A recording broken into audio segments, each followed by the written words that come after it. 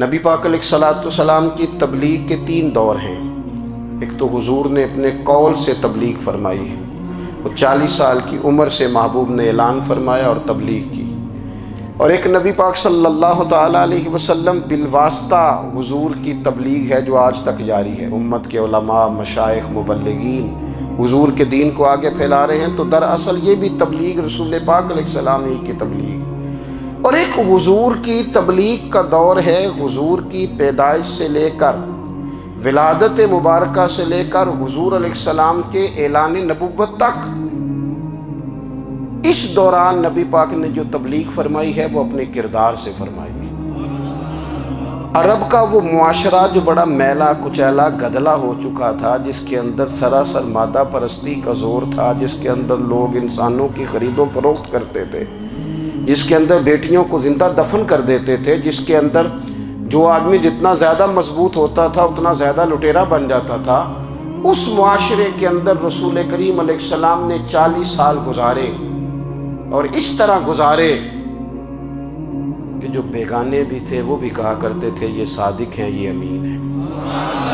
اور جب حضور نے اعلان نبوت کیا تو فرمایا، یہ قرآن مجید کے لفظ ہے، فرمایا فَقَدْ لَبِثْتُ فِيكُمْ عُمَرًا مِّن قَبْلِهِ أَفَلَا تَعْقِلُونَ، میں تمہارے بیچ عمر کا ایک حصہ گزار چکا ہوں، تمہیں عقل نہیں ہے، شعور نہیں ہے۔ نبی کریم علیہ السلام نے اپنے کردار کو، اپنے عمل کو اپنی نبوت کی دلیل کے طور پر بیان فرمایا۔ وہ تو حضرت حلیمہ بھی فرماتی ہیں نا، جب میں نبی کریم علیہ السلام کو اپنے گھر لے گئی تو میرا اپنا بچہ بھی دودھ پیتا تھا، 2 میرے بیٹے ہو گئے، ایک میری یہ نسبی اولاد اور حضور میری رضائی اولاد۔ تو کہتی ہیں جب میں کریم محبوب علیہ السلام کو اپنے سینے سے لگاتی تھی تو حضور میرے ایک پستان سے دودھ پیتے تھے اور دوسرا اپنے بھائی کے لیے چھوڑ دیا کرتے تھے۔ یہاں سے رسول کریم علیہ السلام نے کردار کے ذریعے تبلیغ، اور پھر اعلان نبوت سے پہلے ایک تنظیم عرب کے جوانوں پر، عرب کے سرداروں پر مشتمل بنائی گئی، جس میں نبی کریم علیہ السلام نے بڑا حصہ لیا سرکار نے، اور بڑے اہم لوگوں کو شعور حضور نے عطا فرمائے۔ وہ اس جماعت کا فیصلہ تھا کہ ہم سارے جوان، سارے بڑے لوگ ملیں گے، یہ حضور کے اعلان نبوت سے پہلے کی بات ہے، ہم بڑے لوگ ملیں گے، کسی بڑے کو کسی چھوٹے پر ظلم نہیں کرنے دیں گے، کسی آدمی کو کسی غریب کا حق نہیں کھانے دیں گے۔ حضور علیہ السلام نے نا اپنے کردار سے، اپنے عمل سے، اور آپ کا جو عمل ہوتا ہے نا وہ اصل ہوتا ہے، ایک ہوتا ہے آپ کوئی بات کرتے ہیں اور ایک ہوتا ہے کہ آپ کوئی عمل کرتے ہیں۔ آپ جب عمل کرتے ہیں تو عمل کے ذریعے بھی لوگوں تک بات پہنچتی ہے کہ دراصل آپ کا اٹھنا بیٹھنا چلنا پھرنا کیا ہے۔ میرے رسول کریم علیہ السلام کا اٹھنا بھی ایک نبی کا، بیٹھنا بھی ایک نبی کا، بات کرنا بھی ایک نبی کا، معاملات زندگی کرنا بھی ایک نبی کا، لین دین کرنا بھی ایک نبی کا۔ ایک شخص کہتے ہیں میں نے اعلان نبوت سے پہلے حضور علیہ السلام سے کوئی چیز خریدی تھی، اور میں نے عرض کیا تھا آپ یہاں تشریف رکھیں، میں پیسے لے کے آتا ہوں، میں 3 دن کے بعد آیا۔ دیکھو یہ بات کرنی کتنی آسان ہے، بولنی کتنی آسان ہے، پر 3 دن یہاں میرے بھائی کو کسی شخص کو 2 گھنٹے انتظار کرنا پڑ جائے تو لوگ کہتے ہیں الانتظار اشد من القتل، یہ تو قتل سے زیادہ تکلیف والا معاملہ ہے منتظر رہنا کسی کا۔ کہتے 3 دن کے بعد میں آیا تو میرے رسول کریم وہیں تشریف فرمایا، بس اتنا فرمایا یار تم نے مجھے بڑی تکلیف میں ڈال دیا، 3 دن ہو گئے یہاں رکے ہوئے۔ تو حضور نے اپنے کردار کو، اپنے عمل کو، اپنے معاملات کو سب سے پہلے اپنی نبوت کی دلیل کے طور پر پیش کیا۔ کسی نے کیا خوب کہا تھا کہ جو تیری جان کے دشمن ہیں وہ بھی کہتے ہیں، وہ جو تیری جان کے دشمن ہے، بظاہر تو آئے ہیں نا ہجرت کی رات جان لینے، لیکن امانتیں حضور کے گھر میں رکھی ہوئی ہیں، امانتیں کاشانہ نور پہ پڑی ہیں۔ وہ جو تیری جان کے دشمن ہے وہ بھی کہتے ہیں کہ امین تو ہے اور صداقت کی آبرو تو ہے، امین بھی تو ہے، صداقت کی آبرو تو ہے۔ تو پہلے کردار، پھر دوسری بات، اللہ تعالیٰ نے اپنے محبوب علیہ السلام کو اپنا مطلق نائب بنا کر، اپنا محبوب اعظم بنا کر ویسے ہی سارے انسانوں کے بارے میں کہا وَإِذْ قَالَ رَبُّكَ لِلْمَلَائِكَةِ إِنِّي جَاعِلٌ فِي الْأَرْضِ خلیفہ، میں زمین میں اپنا نائب بنانے والا ہوں۔ لیکن حضور علیہ السلام تو محبوب ہے نا، حضور کی نیابت تو محبوبیت کے درجے پر فائز ہے۔ تو رسول پاک کو رب کریم نے اس طرح کا بنا کے بھیجا کہ حضرت عبداللہ ابن رواحہ رضی اللہ تعالیٰ عنہ بیان فرماتے ہیں کہ اگر حضور کوئی معجزہ نہ بھی دکھاتے، نبی کریم علیہ السلام سے کوئی اعجاز لوگ نہ بھی دیکھتے، تو محبوب کا تو چہرہ ہی اس طرح کا تھا، لوگوں نے دیکھتے جانا تھا اور کلمہ پڑھتے جانا تھا۔ لیکن باوجود اس کے میرے رسول پاک کا اعجاز یہ ہے، کمال یہ ہے کہ حضور کبھی اشارہ کر دیں تو چاند 2 ٹکڑے ہو جائے، کبھی دعا مانگ دیں تو ڈوبا ہوا سورج واپس آ جائے، کبھی محبوب گزرنے لگے تو پتھر آپ پر سلام پڑے، کبھی حضور پہاڑ پر چڑھ جائیں تو پہاڑ وجد میں آ کر جھومنے لگے، محبوب کا کبھی نماز پڑھاتے ارادہ بن جائے تو اللہ تعالیٰ قبلے کا رخ ہی تبدیل فرما دے۔ کیا خوبصورت سوچ ہے اور کیا نظریہ دیتے ہیں بریلی کے امام۔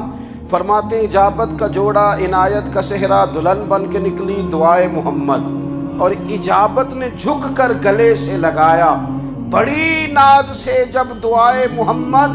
دیکھو خدا کی رضا چاہتے ہیں دو عالم، خدا چاہتا ہے رضائے محمد صلی اللہ تعالی علیہ وسلم۔ اور ایک مقام پہ فرماتے ہیں نائب دست قدرت پہ لاکھوں سلام، نائب دست قدرت پہ لاکھوں سلام۔ تو اللہ تعالیٰ نے نبی پاک صلی اللہ تعالی علیہ وسلم کو جو اعجاز۔ پھر ایک اور بات، حضور امی ہے، دنیا میں آ کر محبوب نے کسی سے پڑھا ہی نہیں۔ میرے محبوب نے جتنا پڑھا ہے رب کریم سے ہی پڑھا ہے۔ الرحمن علم القرآن خلق الانسان، رحمان نے قرآن سکھایا پھر انسان بنایا۔ اللہ تبارک و تعالیٰ کی بارگاہ کرم سے حضور نے لیا۔ رسول کریم امی ہیں، یہ بھی حضور کی نبوت پر ایک بڑی دلیل۔ دیکھو ایک ہوتا ہے کوئی آدمی بچپن سے ہی کسی چیز سے شغف رکھے اور جب اس کی عمر بڑی ہو جائے تو کہتے ہیں اس کا تجربہ بڑا ہو گیا ہے۔ یہ پہلے کوئی شعر کہتا تھا، کوئی ادبی جملہ کہتا تھا، تو اب اس کی یہ کام کرتے کرتے عمر بڑی ہو گئی ہے تو رسوخ حاصل ہو گیا۔ 40 سال کی عمر مبارک تک نبی کریم نے ایک شعر بھی نہیں کہا۔ حضور علیہ السلام نے کبھی کوئی ایسی بات، ویسے تو حضور کی ہر بات حکمت والی، لیکن جس کو عرب کے لوگ اپنے لہجے میں شاعری یا اپنے لہجے میں ادب کہتے تھے، وہ حضور نے بیان نہیں فرمایا۔ لیکن جب 40 سال کی عمر میں اعلان نبوت کیا تو پھر بڑے بڑے فصیح و بلیغ، بڑے بڑے سیانے طفیل بن عمر کہتے ہیں کہ اس شخص کو بھی میں نے دیکھا جسے بڑا ناز تھا اپنی فصاحت اور بلاغت پر، اور جب وہ حضور کے پاس آیا اور اس نے آ کے کچھ باتیں کی تو محبوب خاموشی سے سنتے رہے، اور جب وہ چپ کر گیا تو میرے کریم نے صرف سورہ فاتحہ پڑھی۔ کبھی اٹھتا تھا، کبھی بیٹھتا تھا، کبھی غور کرتا تھا، کبھی دائیں جاتا تھا، کبھی بائیں جاتا تھا، پھر کہنے لگا بتاؤ نا کلام کس کا ہے؟ فرمایا اس رب کا، اس رب کا، اس رب کا جس کا میں رسول بن کے آیا ہوں۔ نبی کریم صلی اللہ تعالی علیہ وسلم امی ہیں، لیکن حضور نے کائنات کے رازوں سے پردے ہٹا دیے، نبی کریم نے جینے کے سلیقے بتا دیے، حضور نے ہر شخص کو اس کے مقصد حیات سے آگاہ کر دیا۔ نبی کریم علیہ السلام نے وہ فلسفہ حیات بیان کیا کہ لوگوں کو صرف جینے میں ہی مزہ نہیں آیا، مرنے میں بھی مزہ آنے لگا۔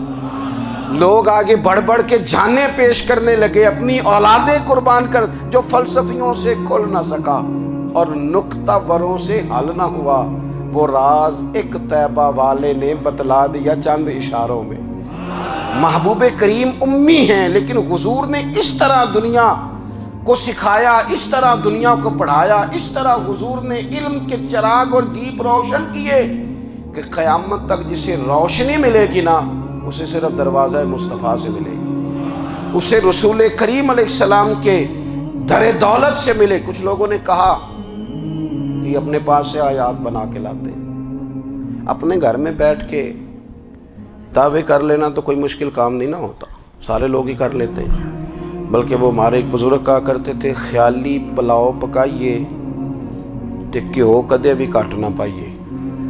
کیونکہ کون سا پیسوں کا ڈالنا ہے، زیادہ ڈالیں آپ اور زیادہ ڈالیں۔ بہت سارے لوگ ہیں آج بھی، کچھ لبرل ہیں بیچارے، کچھ دین بیزار طبقہ ہے، وہ کہتے ہیں جناب ہمیں تو جدید باتیں بتائیں، ہمیں تو نئے اسلوب کے مطابق لے کے چلے، ہمیں تو او بھائی سن، میرے نبی پاک علیہ السلام نے فرمایا میرا قرآن کبھی پرانا نہیں ہوگا، اسے پڑھ کے دیکھ، اس کی جدت کا حسن دیکھ، یہ تو کھلا ہوا باغ ہے، تو ایک دفعہ اس کے قریب آئے گا تو خوشبو ملے گی، دوسری دفعہ آئے گا تو اس سے زیادہ تازی ملے گی، ایک دفعہ پھل کھائے گا تو مزیدار ہوگا اور دوسرا کھائے گا ہو سکتا ہے شکل ملتی جلتی ہو لیکن ذائقہ بڑا نرالا ہوگا۔ تو تو صحیح نا، جب کچھ لوگوں نے کہا یہ خود سے بنا کے آیات لاتے ہیں تو فرمایا وَإِن كُنتُمْ فِي رَيْبٍ مِّمَّا نَزَّلْنَا عَلَىٰ عَبْدِنَا فَأْتُوا بِسُورَةٍ مِّن مِّثْلِهِ، اگر تمہیں کوئی شک ہے اس میں جو ہم نے اپنے بندہ خاص میں نازل کیا ہے تو تم بھی اس جیسی ایک آیت بنا کے لاؤ۔ اور چلو چیلنج کھلا ہی دے دیا، فرما وَادْعُوا شُهَدَاءَكُم مِّن دُونِ اللَّهِ، اللہ اور اللہ والوں کو چھوڑ دو، تفسیری ترجمہ عرض کر رہا ہوں، یعنی صحابہ کو چھوڑ دو، حضور کے ماننے والوں کو چھوڑ دو، باقی ساری دنیا کے کافر اکٹھے ہو جاؤ، ایک آیت بس قرآن جیسی لے کے آؤ، ایک آیت لے کے آؤ، ان کنتم صادقین، اگر تم سچے ہو۔ جوانوں سنو، کہا ایک آیت، اور یہ چیلنج آج تک قرآن مجید کا موجود ہے، آج تک وَإِن كُنتُمْ فِي رَيْبٍ مِّمَّا نَزَّلْنَا عَلَىٰ عَبْدِنَا فَأْتُوا بِسُورَةٍ مِّن مِّثْلِهِ، تم قرآن کے مقابلے کی ایک صورت لے کے آؤ اور سارے حمایتی اکٹھے کر لو اپنے، ان کنتم صادقین، اگر تم سچے ہو۔ جواب تو ادھر سے آنا تھا نا، لیکن کائنات کے رب نے جواب بھی خود دیا، فرمایا فَإِن لَّمْ تَفْعَلُوا وَلَن تَفْعَلُوا، اگر تم نہ لا سکے، اور فرمایا تم لا سکتے بھی نہیں، اگر تم نہ لا سکے اور تم لا سکتے بھی، نہ خنجر اٹھے گا نہ تلوار تم سے، یہ بازو میرے آزمائے ہوئے ہیں، وَلَن تَفْعَلُوا، تم لا بھی نہیں سکتے، فَاتَّقُوا النَّارَ الَّتِي وَقُودُهَا النَّاسُ وَالْحِجَارَةُ، پھر اس آگ سے ڈر جاؤ جس کا ایندھن آدمی اور پتھر ہے، اُعِدَّتْ لِلْكَافِرِينَ، بنائی کافروں کے لیے، بنائی مومنوں کے لیے تو رب نے جنت بنائی ہے، اُعِدَّتْ لِلْكَافِرِينَ، یہ دوزخ اللہ نے کن کے لیے بنائی ہے؟ اُعِدَّتْ لِلْكَافِرِينَ کہتا ہے کافر کے لیے بنایا۔ تو اللہ تبارک و تعالیٰ نے میرے رسول پاک صلی اللہ تعالیٰ علیہ وسلم کو وہ کتاب عطا فرمائی، اور پھر حضور کی فصاحت و بلاغت، معرفت، دیکھو ایک ہوتا ہے گھنٹوں باتیں کرنا، ایک ہوتا ہے کئی والیوم پر مشتمل، کئی جلدوں پر مشتمل کتب کا لکھنا، اور ایک ہوتا ہے کسی بندے کا ایک بات کرنا اور سامنے والے کی طبیعت کو اتنا جگا دینا کہ اگلی بات فوراً ہی اس کی سمجھ میں آ جائے۔ اور حضور نہ کسی کی انا کو نہیں جگاتے تھے، ہم بعض اوقات کسی سے خطاب کرتے ہیں، بات کرتے ہیں تو سامنے والے کی انا کو جگا دیتے ہیں، ٹھیس پہنچاتے ہیں، وہ کہتا ہے چل پھر تگڑا ہو جا میں بھی آیا۔ حضور انا نہیں جگاتے تھے، میرے نبی پاک ضمیر جگاتے تھے تاکہ وہ شخص فیض حاصل کر سکے، اسے کچھ ملے۔ نبی کریم کا جو انداز تکلم ہے وہ اس طرح کا ہوتا تھا کہ انسان خود بخود کھل اٹھتا تھا کہ مطلب یہ بات ہونے کیا لگی ہے، مطلب حضور کیا فرمانے لگے۔ نبی کریم صلی اللہ تعالیٰ علیہ وسلم، ایک دن محبوب کریم نے صحابہ کے پیچھے حضور کی فصاحت و بلاغت دیکھے، فرمایا محبوب نے کتنا نادان ہے وہ شخص جو اپنے ماں باپ کو گالی دے۔ کھلی ہو گئی لوگوں کی آنکھیں، کان کھڑے ہو گئے کہ یا رسول اللہ کون ایسا بدبخت ہے جو ماں باپ کو گالی دے گا۔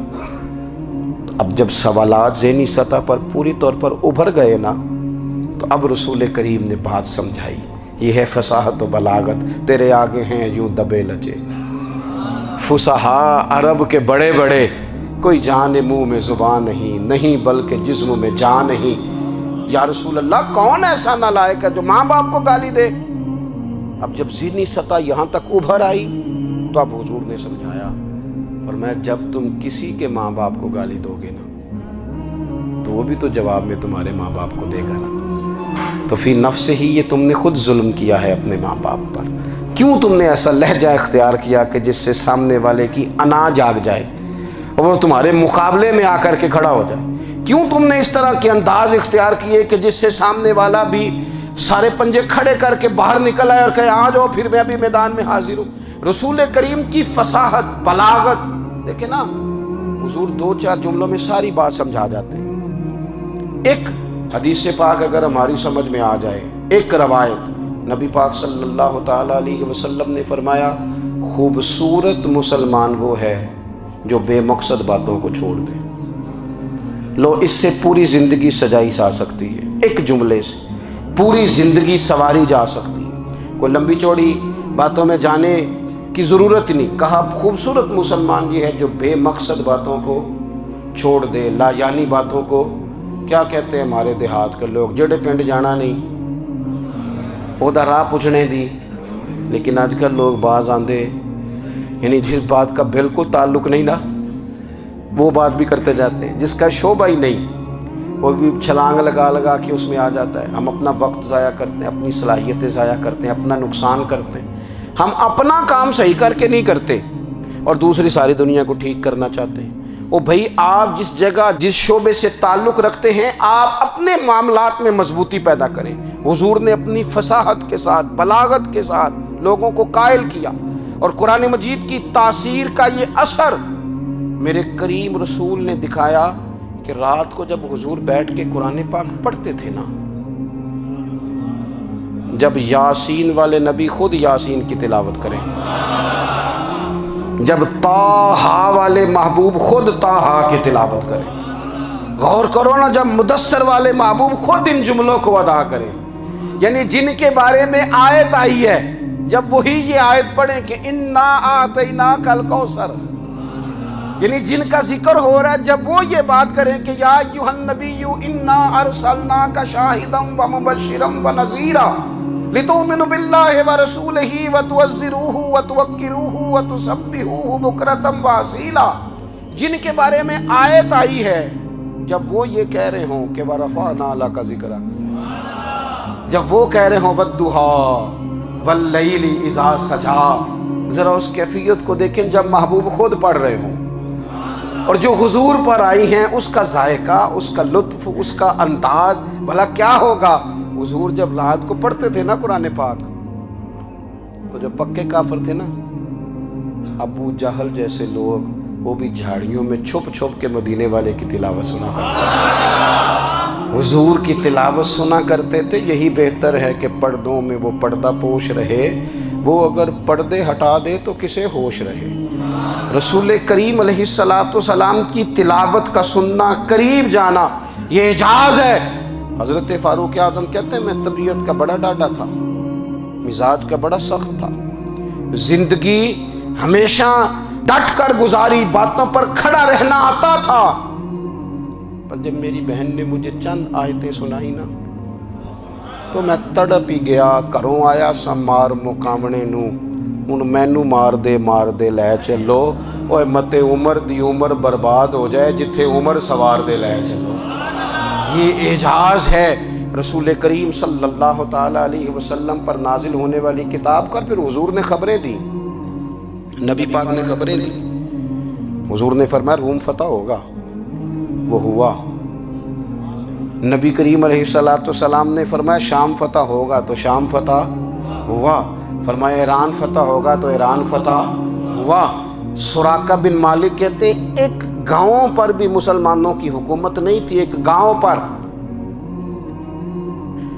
حضور مکہ مکرمہ سے نکل رہے تھے، مدینہ طیبہ تشریف لے جا رہے تھے، ابھی راستے میں تھے، میں 100 سرخ اونٹوں کے لالچ میں معاذ اللہ حضور کو گرفتار کرنے پہنچ گیا۔ محبوب نے حکم دیا، حضور کا معجزہ میں نے آنکھوں سے دیکھا، میرا گھوڑا زمین میں دھستا چلا گیا، میں نے معافی مانگی، حضور نے معاف کر دیا۔ میں نے سمجھا اچانک ہو گیا ہے۔ یہ منوانا بھی بڑا مشکل کام ہے۔ شجر و حجر پہچان گئے، انسان کی نظروں میں شاکی رہا۔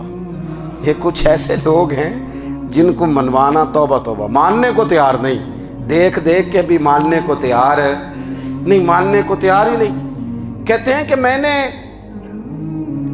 پھر چاہا آگے بڑھنا، تو پھر زمین के अंदर मेरे घोड़े के पैर धनसने लगे, फिर माफ़ी मांगी। करीम तेरे माफ़ करने की अदा पे भी कुर्बान जाए। ये नहीं फरमाया कि तू तो बार बार यूं ही करता है, फरमाया माफ़ी मांगता है, जा मैंने माफ़ किया। कहते हैं 3 दफ़ा मैं आगे बढ़ा, 3 दफ़ा हुजूर ने माफ़ किया तो मुस्कुरा के फरमाने लगे, तू यहाँ मुझे गिरफ्तार करने आया है, वो कैसर रूम का इलाका फतह होगा।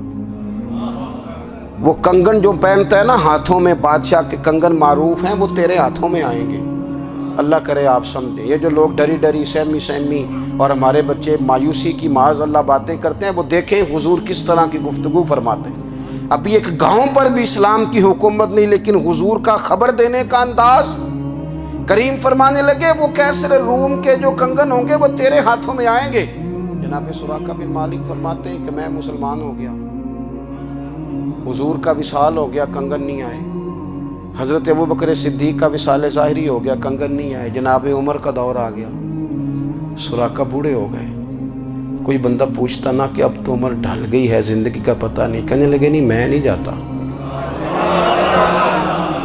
जब तक कंगन नहीं आते इज़राइल कोई नहीं आएंगे, क्योंकि साढ़े नबी दी ज़ुबान साढ़े वास्ते कुरान। जो दिन को कह दिया दिन है तो दिन निकल आया, जो शब को कह दिया शब है तो रात हो के रही।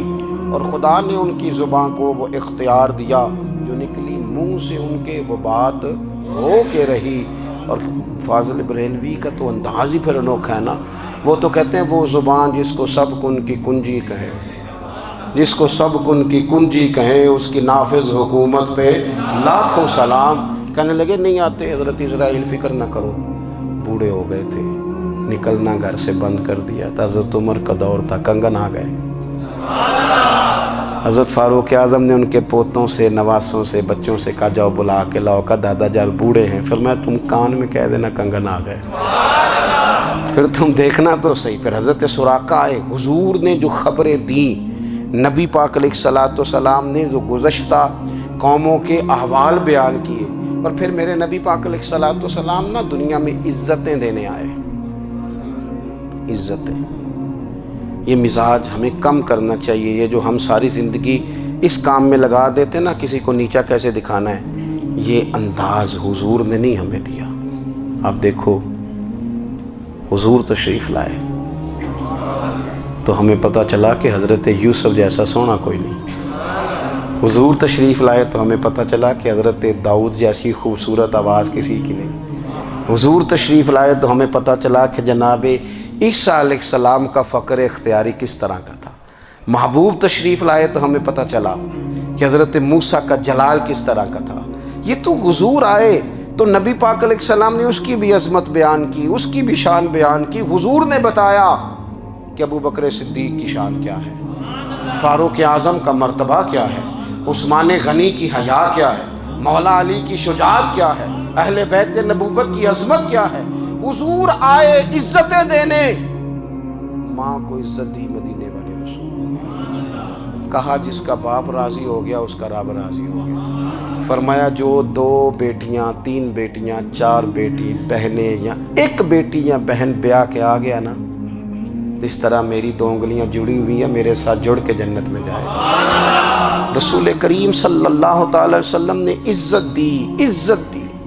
हुजूर इज्जतें देने, कोई एजाज नहीं। अनपढ़ बंदा है, सादा है, गरीब है, मजदूरी करता है, हाथों पे छाले, या रसूल अल्लाह इसका भी कोई एजाज है? कुर्बान जाएं, मेरे करीम ने इज्जत दी। फरमाया मेहनत करके रोजी कमाने वाला तो अल्लाह का दोस्त है। ये ईंटें उठाने वाला, ये मुशक्कतें करने वाला, ये सुबह दिहाड़ी पे जाने वाला, ये बेचारा जो अचार से रोटी खाता है, तूने हर शख्स की किस्मत में ये इज्जत लिखी और आखिरी खुतबे की सूरत में वसीयत लिखी। रसूल करीम ने हर बंदे को एजाज दिया, अजमतें दी। हुजूर इज्जतें देने आए, नबी पाक अलैहिस्सलाम ने एजाज़ात दिए, हुजूर ने नवाजा। ये सारी चीज़ें मेरे रसूल पाक की तशरीफ़। और फिर ये जो हुजूर के सहाबा और अहले बैत है ना, ये भी मेरे नबी पाक की नबूवत की दलील है। इतनी जल्दी इनकलाब आया नहीं करते। वो कल तक जो रहज़न थे हुजूर ने रहबर बना दिए।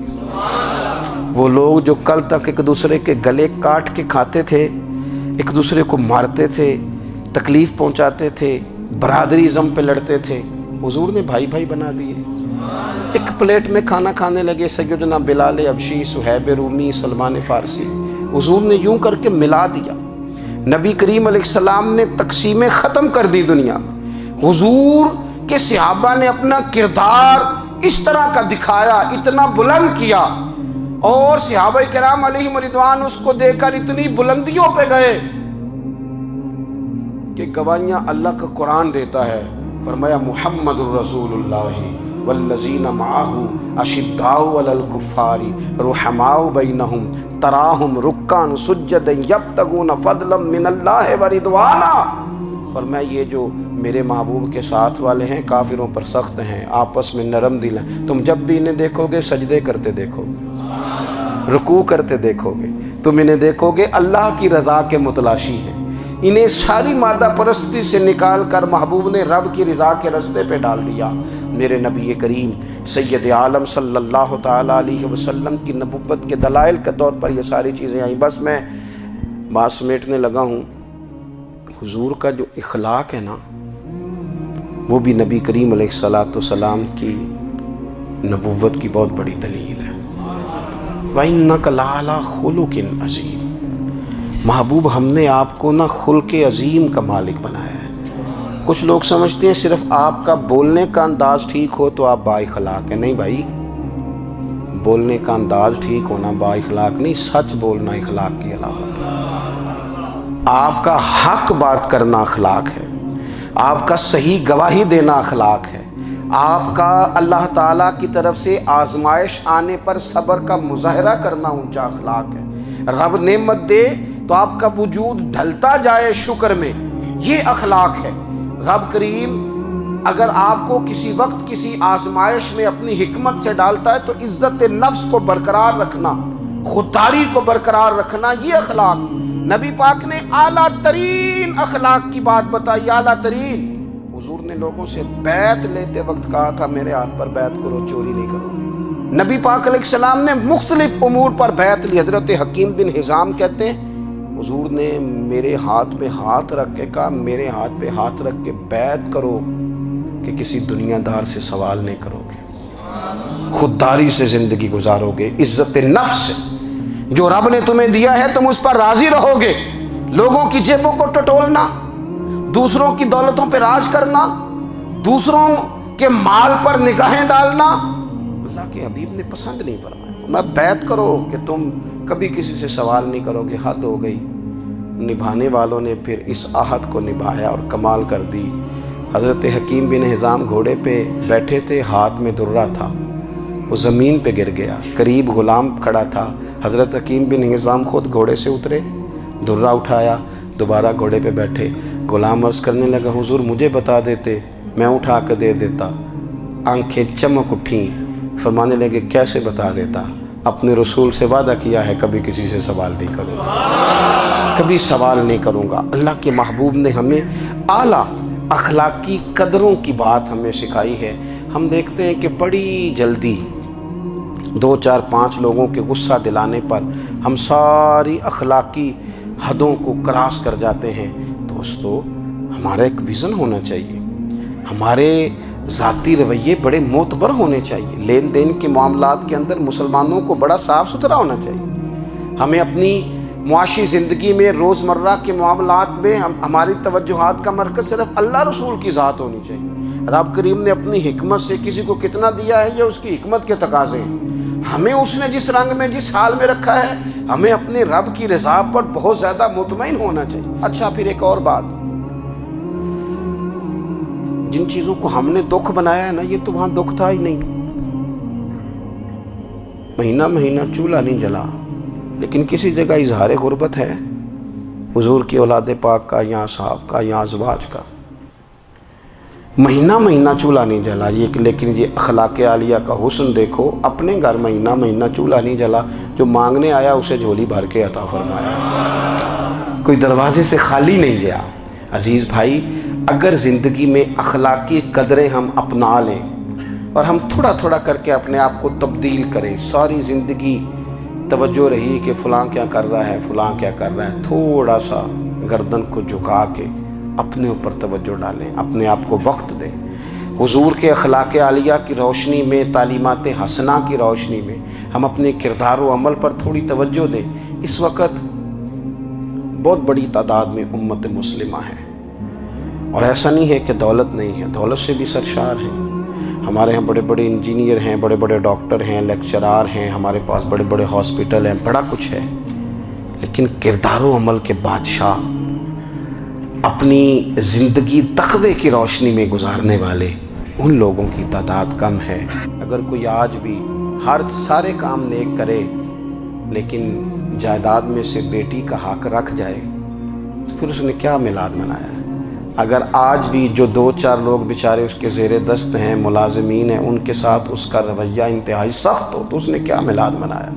اگر آج بھی وہ برادری ازم کی بنیاد پر دوستیاں کرے اور چھوٹے بڑے کی وہ تقسیم رکھے، جسے حضور نے فرمایا کہ قبیلے تو تعارف کے لیے، ورنہ کسی عربی کو اجمی پر، گورے کو کالے پر کوئی فضیلت نہیں۔ اگر کوئی آج بھی اس برادری ازم کا قائل ہے پھر اس نے کیا میلاد منایا؟